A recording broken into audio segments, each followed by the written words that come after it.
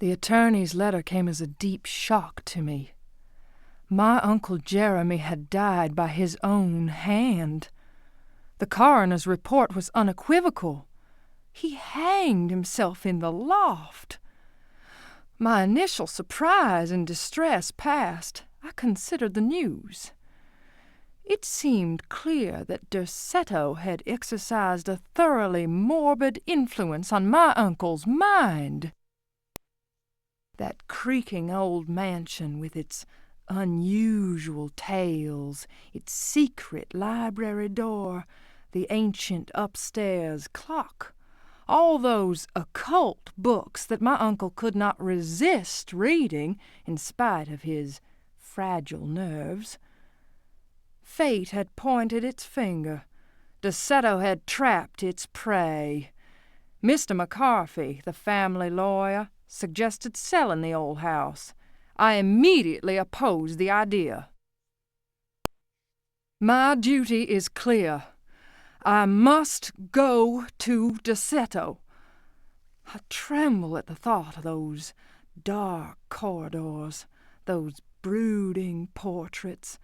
Yet I am convinced that Uncle Jeremy left a note, a letter of some kind explaining his fateful decision. I remember his voice saying, "Look at the piano, Emily. Look harder. Maybe the secret drawer will yield up an explanation. I have the feeling things will not be so simple. Life is a mystery containing more mysteries. Jeremy taught me that much. Now is the time to confront the mysteries. Derceto is waiting for me. I pray that my fear is nothing more than the fruit of my imagination. Nothing will ever persuade me that my uncle was insane. But why did he, according to the police report, block the loft window with the old wardrobe?"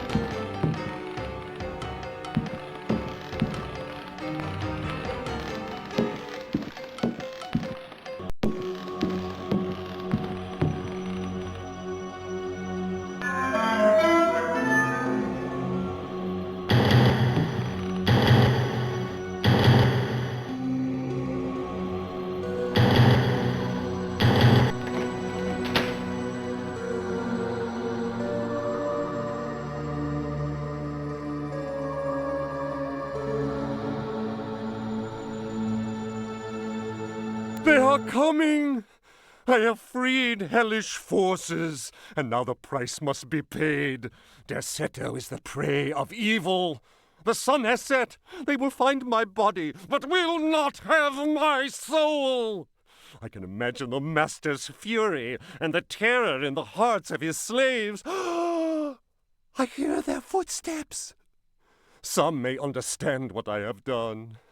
May God forgive me. Farewell, Jeremy Hartwood.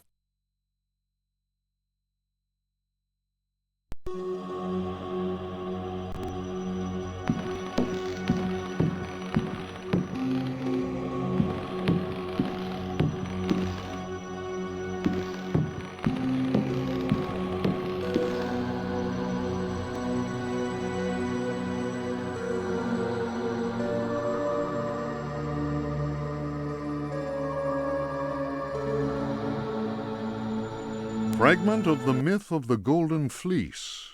Translation Edward Carnby. Hesperides Publications. Then Perseus came across Ichthys, who had been turned into stone.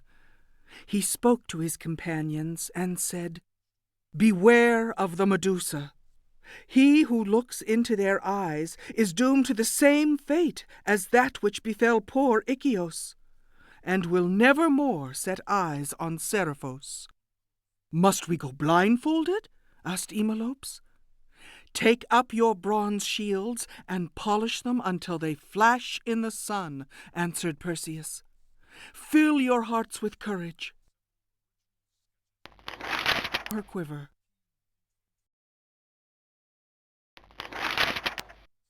But Eumolpus was not satisfied. "Why do that, Perseus? Is 3 inches of sharpened metal not enough to destroy these accursed creatures?" Then Perseus drew his sword, which shone and glittered in the sun, and with it he dazzled Eumolpus. "Now what can you see?" the companions of Zeus' sons laughed. "Let us set to work, so that our shields may shine like mirrors."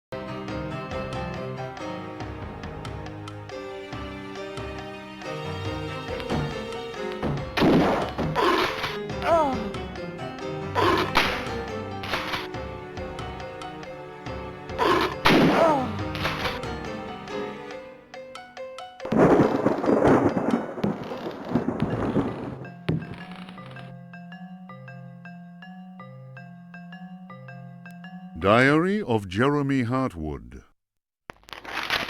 September 27th, 1924. I have decided to keep this diary. Too many inexplicable events have taken place recently. Never have dreams so haunted my every waking moment. Perhaps my romantic mind was too dull, and has only now woken up to these new paths and visions. Sanity. Where does madness begin? September 28th, 1924. The night is pitch black. I am again drenched in sweat. I was wandering in the dunes, among giant standing stones. They were arranged in a circle, and the wind whistled about them. I plunged my hand into the soil and felt that repulsive thing which was trying to catch me. It seized me. I struggled to break free of its loathsome embrace and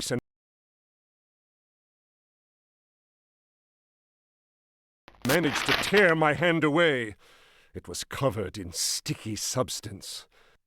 I was gripping a knife. October 5th, 1924. The stone circle is a pentacle. Derceto's library is filled with books on the occult. I will study those books until I find some explanation for the dreams. The visions that haunt me must be connected to my discoveries. I shall have to undertake a profound exploration of my dreams. December 16th. Dear God, I have found the knife. It was hidden here, and what I have learned fills me with apprehension. It is a sacrificial dagger belonging to some unholy cult. The thought of that blade tearing through human flesh horrifies me, yet I must continue my research. Derceto is a storehouse of treasures. January 23rd.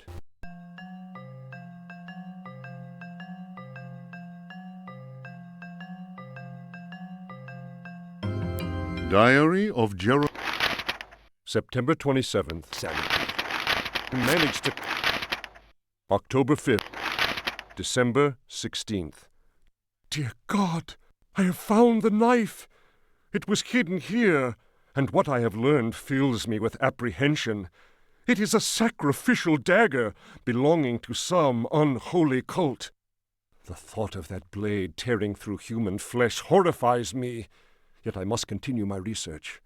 Derceto is a storehouse of treasures. January 23rd.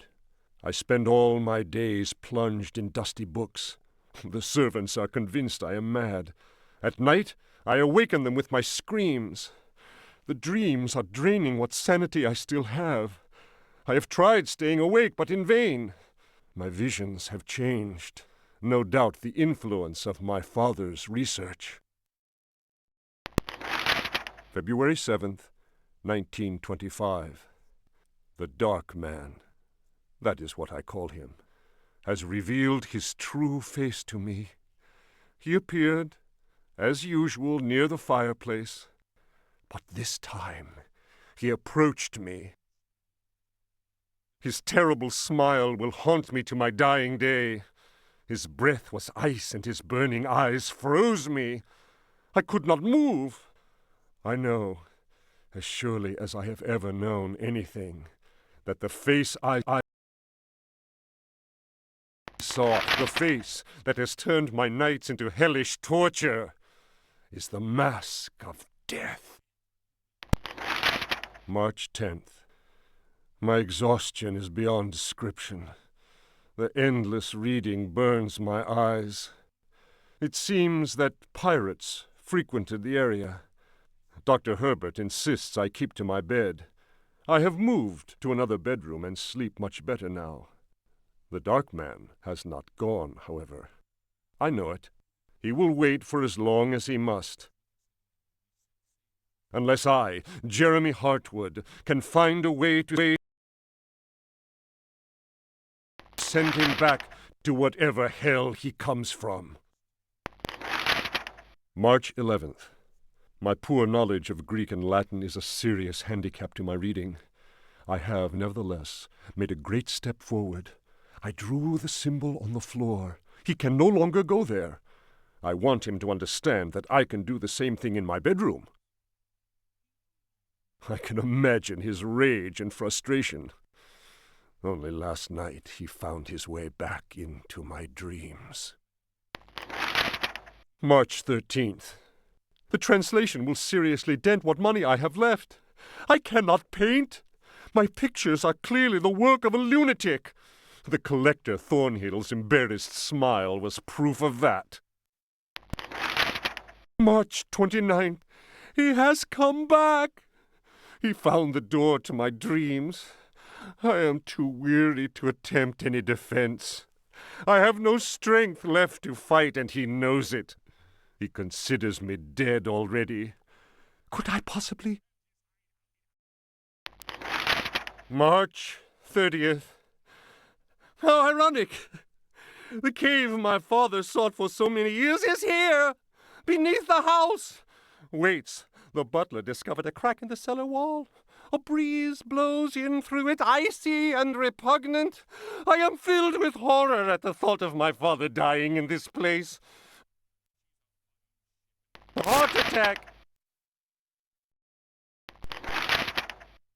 His body was twisted.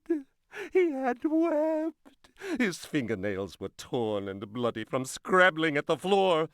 Dr. Gray concluded that death had been due to a heart attack. It was Waits, who some time later was informed that my poor father had in fact bitten off his tongue and choked on his own blood. March 31st. I explored the caverns in a dream. The dark man came with me. Strangely, I felt almost well. How can I describe what I saw? No, what words are capable of explaining such evil? I realized that my death was of no interest to him. The dark man wants something else. He seeks a body. His avid servants are now free. I am the cause. It is almost funny. A curse is on Derceto. From the foundations to the very rooftop.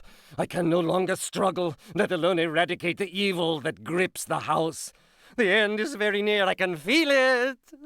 I have taken the decision to... May he who finds this diary pray for my soul.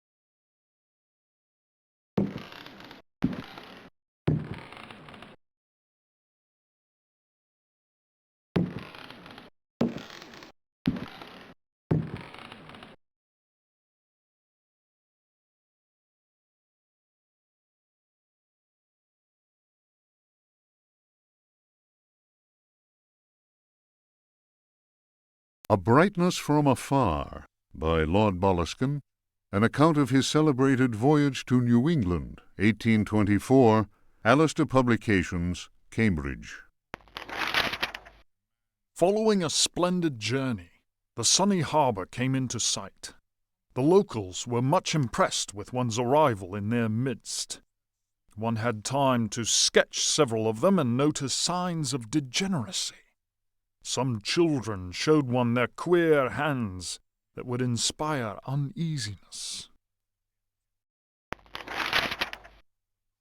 Upon the promise of a few coins, a child is undertaken to reveal to one a most prodigious phenomenon of a natural order. One admits to being skeptical as to the prodigiousness of the marvel, whatever it may be. Indeed, one suspects it to be little more than an evening stroll to some charming wooden hut situated in the forest hereabouts. One will none the less go, for it is always well to submit to such local enthusiasms. One admits to being somewhat flabbergasted. The Milky Way shone like the fires of the apocalypse from the inky celestial vault. Certain distant stars, normally invisible to the naked eye, were clearly visible, glittering indeed with a strange intensity. The heavy clouds that had settled above the village had no hold over that place.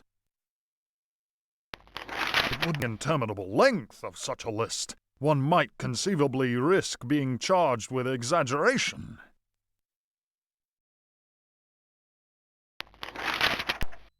The cross cast its shadow on the ground. The sea in the distance was dead calm. Tonight, one will return to that spot and draw those stars. Tomorrow night, one will at last see Halley's comet in all its brilliance. The youngster will carry torches, despite one's developed sense of direction. Honed by years of travel, one feels incapable of finding one's way through the dark forest unaided. The drawing... Such a moon!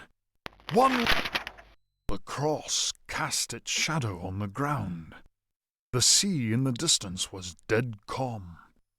Tonight, one will return to that spot and draw those stars. Tomorrow night, one will at last see Halley's comet in all its brilliance. The youngster will carry torches, despite one's developed sense of direction. Honed by years of travel, one feels incapable of finding one's way through the dark forest unaided. The drawings will, one is convinced, set light to the souls of men.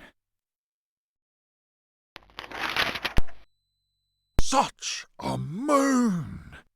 One lost count of the craters, so sharply was their definition. Loath as one is to seem excessive in one's appraisal, one cannot but feel that the forest clearing is indeed a place outside the common laws of time and space. Surely it is not an hallucination. How strange to consider that idle conversation, some research in the British Museum, and a voyage to this backward village should culminate in so astounding a discovery. It may be that others have noticed the extraordinary nature of that place. How else could one explain the presence of that cross?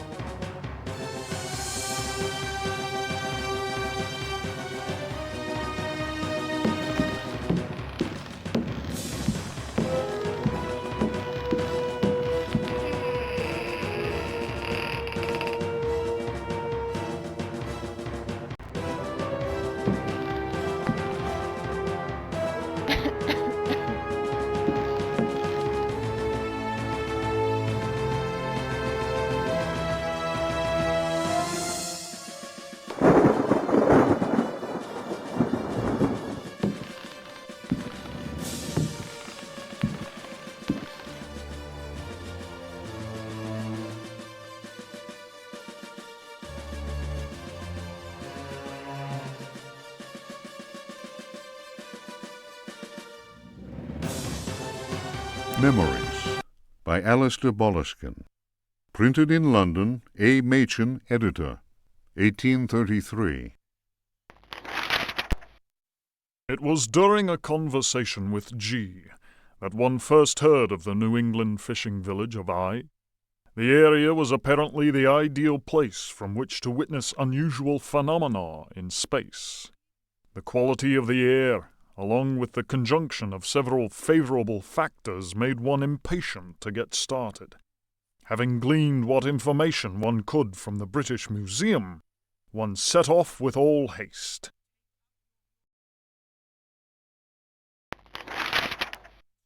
One's work on space and comets in particular had met with a warm response, and one thought it judicious to include several original sketches of the phenomenon, sketches which one felt were sure to arouse a great deal of keen interest in the scientific circles of 1834. One refers naturally to the passage of Halley's comet. Editor's note: Lord Boleskine's memoirs end at this point. Who knows what extraordinary contributions he might still have made had he not succumbed during his visit to New England to dementia, followed by an early death in St. Andrew's Hospital.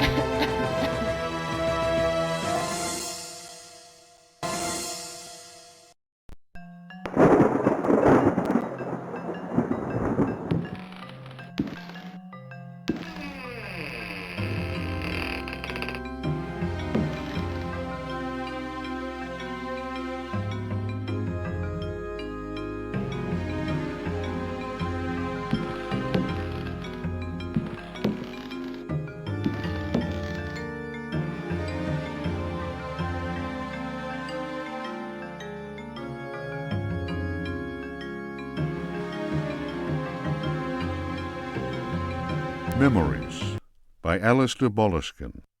Printed in London, A. Machin, editor, 1833.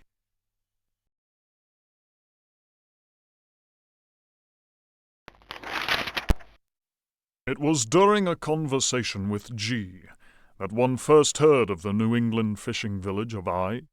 The area was apparently the ideal place from which to witness unusual phenomena in space.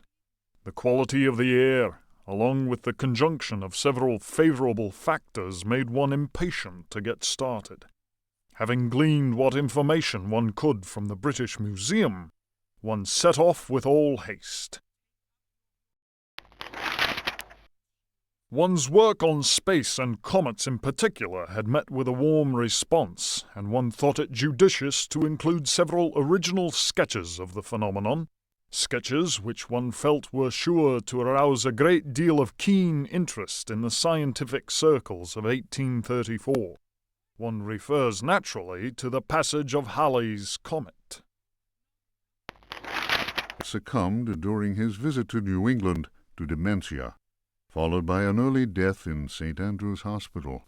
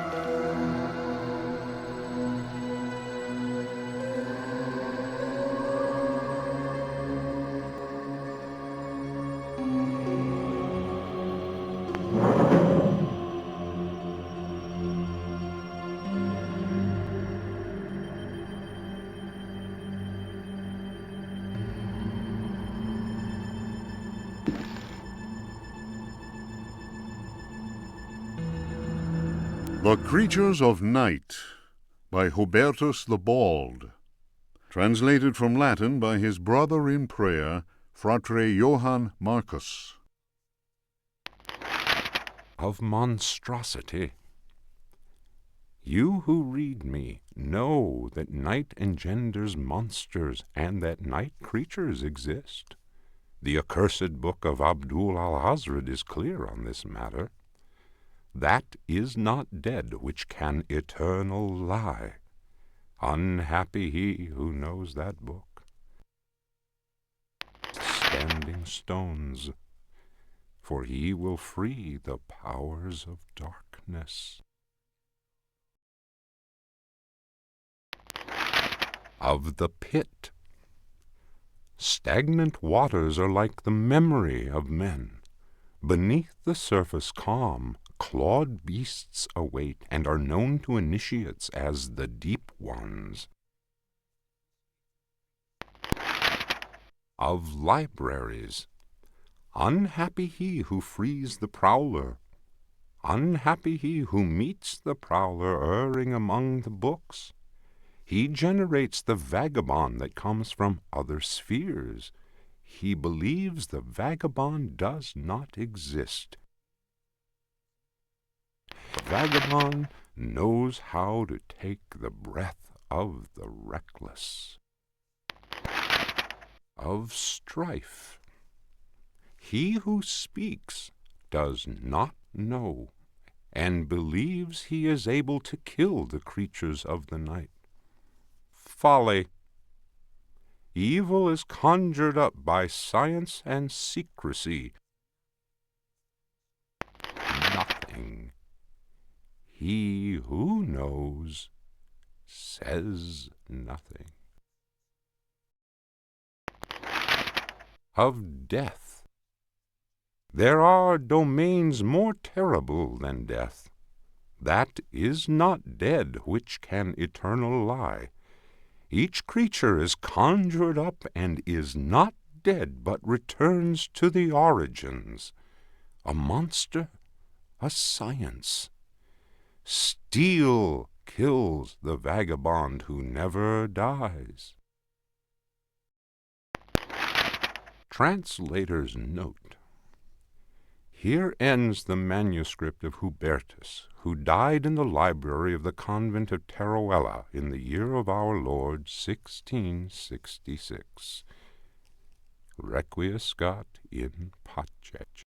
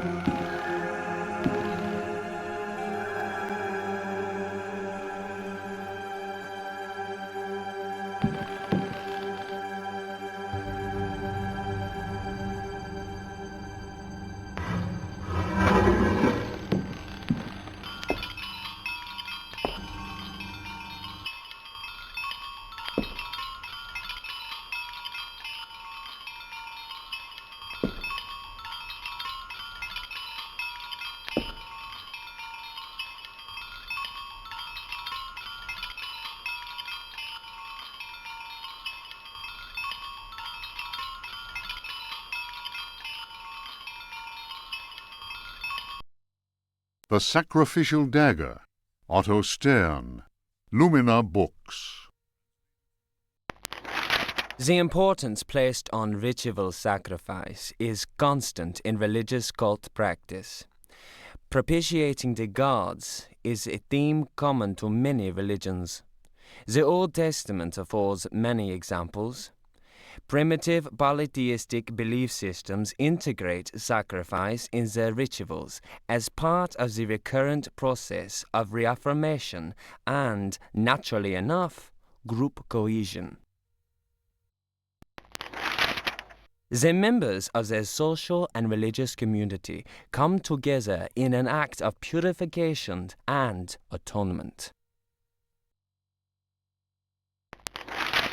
It would be erroneous to imagine the act of human sacrifice, linking priest, offering, and God, cf. Manzetti, Stone Coates, as anything less than a vital focusing of the group's faith.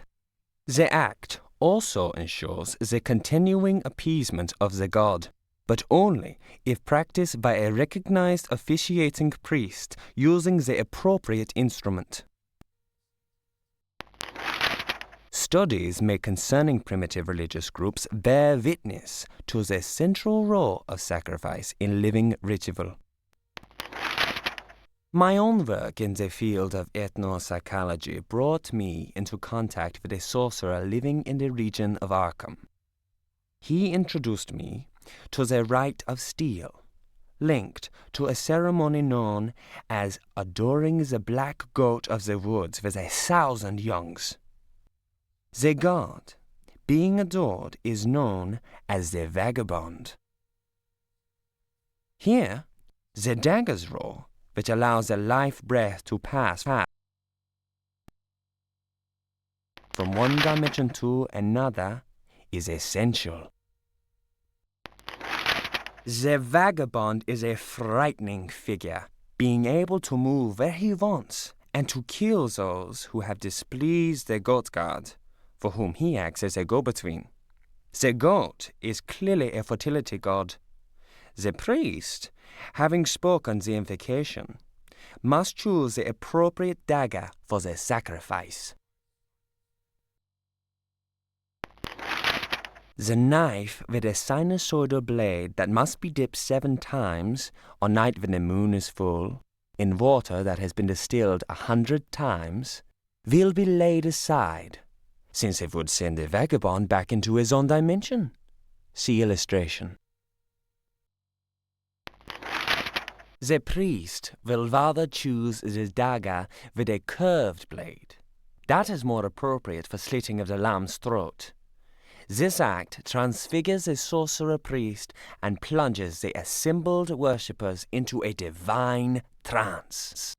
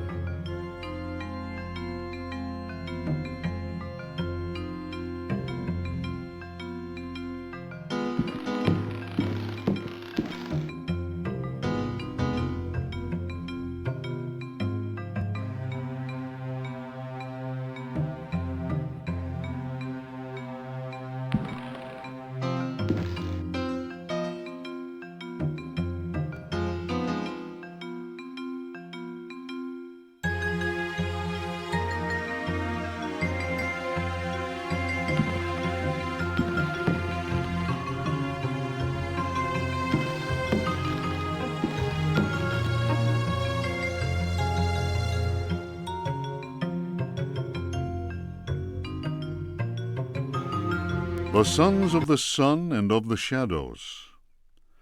Lieutenant Lope de Vega's account of his astounding travels to the land of the Aztecs. "Holy Christ!" cried Captain Cortez, astonished by the strange rite we beheld. We found the savages half naked. They were throwing balls of silver and gold at each other. They laughed as if demented, clearly maddened by some heathen drug. And yet, should one of them fail to catch the ball thrown in his direction, the poor devil was seized and dragged off to be sacrificed in their temple. As we discovered, this frightful game was a ritual most holy to them, and symbolized the movement of the heavenly bodies. The dropping of a ball foretold a catastrophe.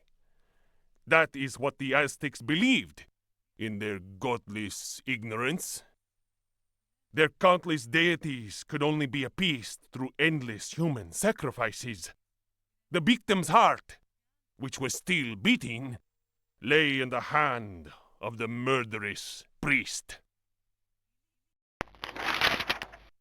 The interior of the temple was surprisingly cool. The weight of our armor, our exhaustion, even the burden of our suffering, they were all banished by a sense of awe that the crudely magnificent altar instilled. In the tomb-like silence, a deep voice chanted an incantation. The majestic statue of the water goddess, Chalchihuitlicue, seemed to throb with vitality. Life before our very eyes. Horror of horrors!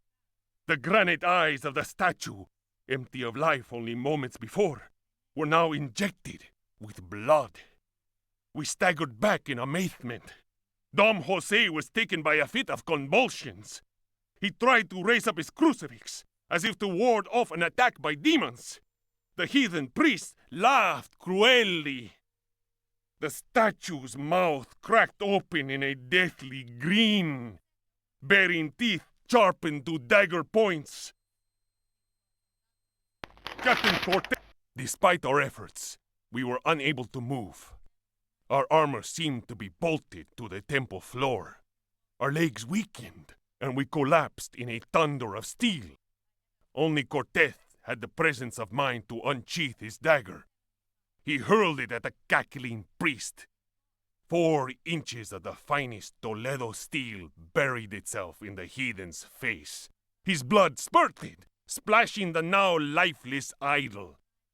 We picked ourselves up with difficulty. Never will I forget that terrible moment. My companions, naturally enough, told tales of devilish enchantments cast upon our armor. Whatever the truth of that, I could not deny that the supreme god of the fourth universe had treated us as mere playthings. I am convinced that a terrible energy is yet contained within that heathen statue. A power strong enough to change a proud conquistador into a helpless puppet.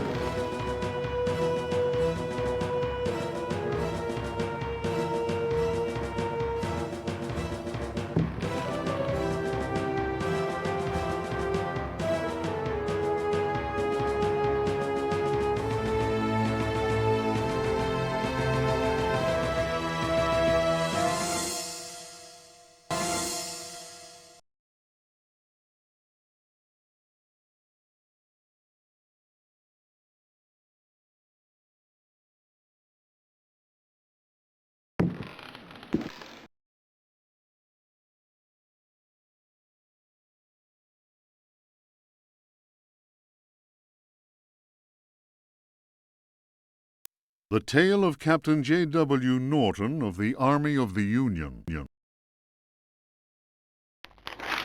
June 17th, 1862. June 17th, 1862. The South was in collapse. Louisiana was open to us. I had each day to requisition victuals for our troops, and was aided in this endeavor by a score of brave men. Rebels were not yet ready to lay down their arms. The region was far from safe. I headed further and further west, and questioned many freed slaves. From them, I learned of a plantation on the coast. Its name was Derceto. We received a less than hearty welcome. Only Pickford, the owner, behaved in a friendly manner. While my men counted cattle and grain reserves, I learned what I could from him. Man was most unusual and possessed an extraordinarily cultured mind. At nightfall, I gave orders for the men to bivouac at Derceto. Pickford invited my second-in-command, Lieutenant Patterson, and myself to dine.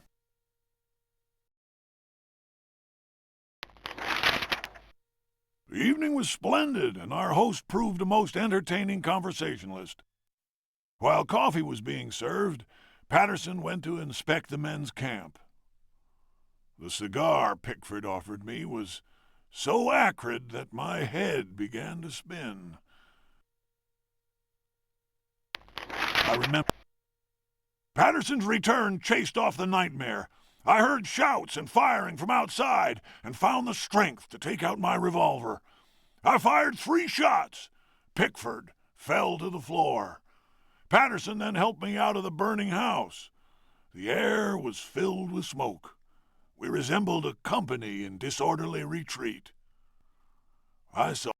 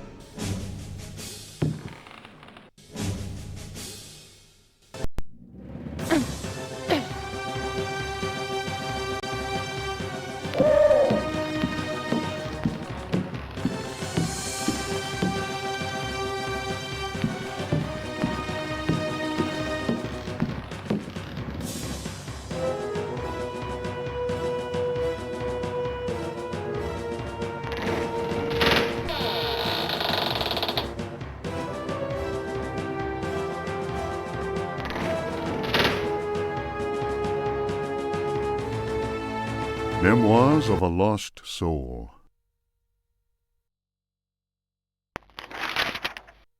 The mask must fall. You who discover this manuscript understand this. I am here at your side. I am waiting in the darkness of my crypt. Soon you will belong to me. One of my slaves wrote this document. I have lived for 3 centuries, and my name is Ezekiel Prext or Elijah Pickford. You may choose which to call me. I do not hide out of fear. My power is immense. I have sailed the 7 seas. My ship, the Astarte, spread terror through all the continents. The corsairs judged me like the Welsh judges of 1620, but they could not destroy me, and neither could the pirates. Now, I am immobilized. Damned Yankees! Witchcraft, voodoo, and the Cthulhu cult. I know them all. I have reigned and implored the stones. Only the Chthonian haunts the cavern and resists me, but he dare not attack. I have need of a living body to regenerate myself. The Hartwoods managed to escape from me, but you who are reading these words, you will yield to my embrace. I hear your ragged breath and smell the stench of your fear. I have vanquished death. I built Derceto. I know what it is to wait. Cthulhu helps me. My servants will lay you upon the sacrificial stone. My roar will rend the night. You will be mine, and I shall reign once more.